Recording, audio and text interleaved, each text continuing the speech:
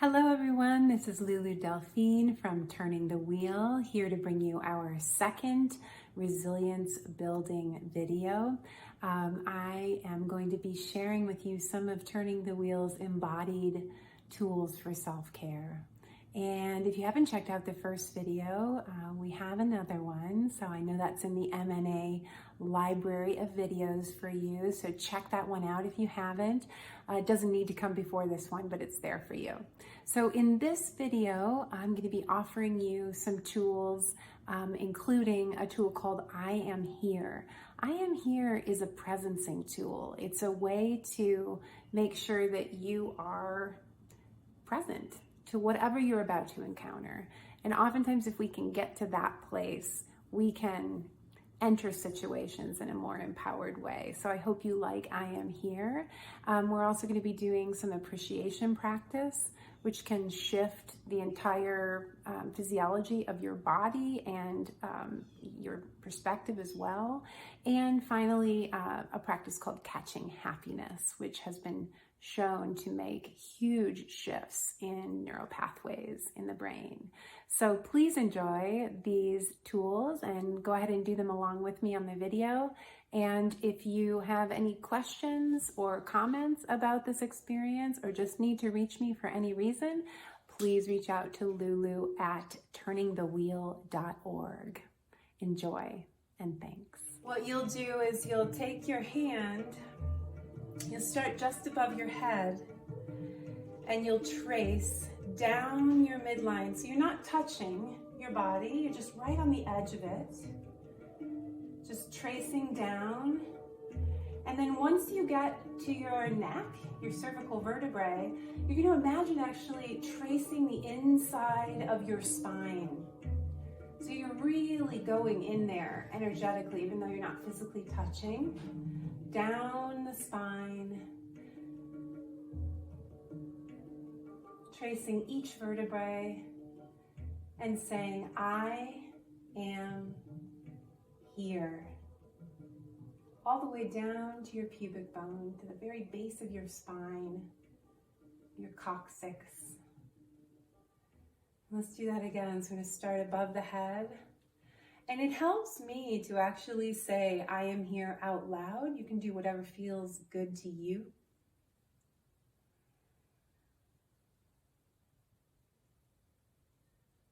I am here. Excuse me, I wanted to make sure the music was okay. One more time.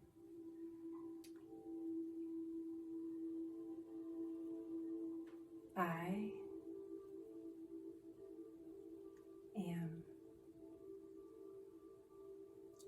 here.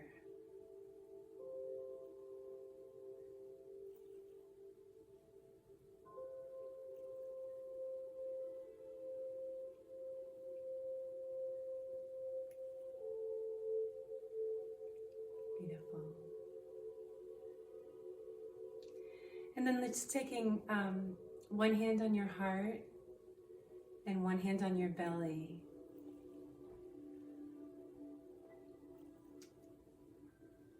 So in the Western world, we're very connected to the fact that our brain is in our head, and that is the primary brain we think of when we think of a brain. But many traditions believe that we have two more brains, a heart brain and a belly brain. So this is not only a very soothing thing to do. This can be done when you're lying in bed if you can't sleep at night, or if you have a child who can't sleep.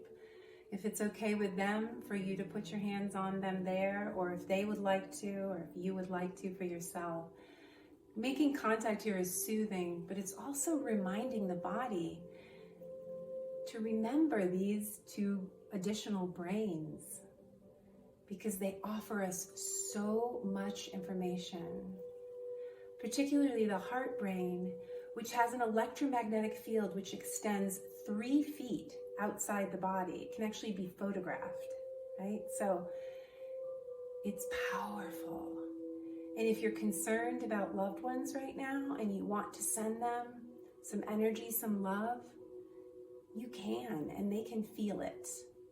The electromagnetic field of the heart is a powerful thing. So coming into contact with yours here, with hand on heart, hand on belly, and just breathing into these places so that you actually feel your chest expand and your belly expand when you inhale.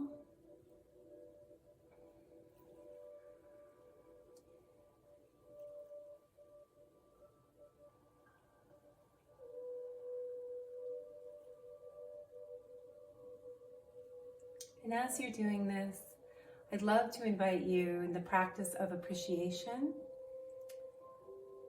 Appreciation and gratitude practice is one of the most powerful ways we can build resilience in challenging times. So it's not a denial that there are challenging things happening. I'm going to come a little closer. It's actually a way to hold the things that are happening, that are difficult, and be resilient. So as you're holding if you'd like to continue, you may, holding your hand on heart and hand on belly, I'd like to invite you to just think of 3 things that you can appreciate right now. It could be that the sun is shining, that the neighborhood is quiet,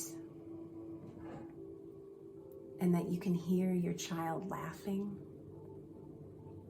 Could be anything. Could be you made a great egg this morning for breakfast and enjoyed it.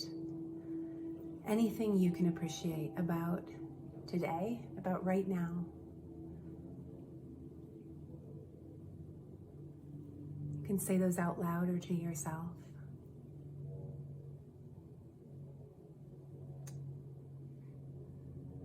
And now I'd like to invite you to say one thing you can appreciate about yourself.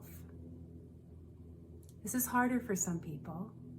One thing you can appreciate about yourself. It's a really important practice because most of all the things we're giving can be given easier if we're feeling good here, right? So it will actually make you a better giver, because I know that's important to all of you as teachers, to be able to appreciate yourself. So one thing you appreciate about yourself.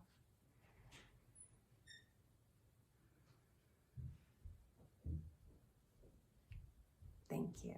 So appreciation practice is something you can use. I used to journal every night, and at the end of the day, when I was journaling, I would ask myself 5 things. I'd write down 5 things that went well, that I'm appreciating, and it really helped reframe my perspective and build some resilience in sometimes very challenging times. So the last tool I want to share with you today is that of catching happiness.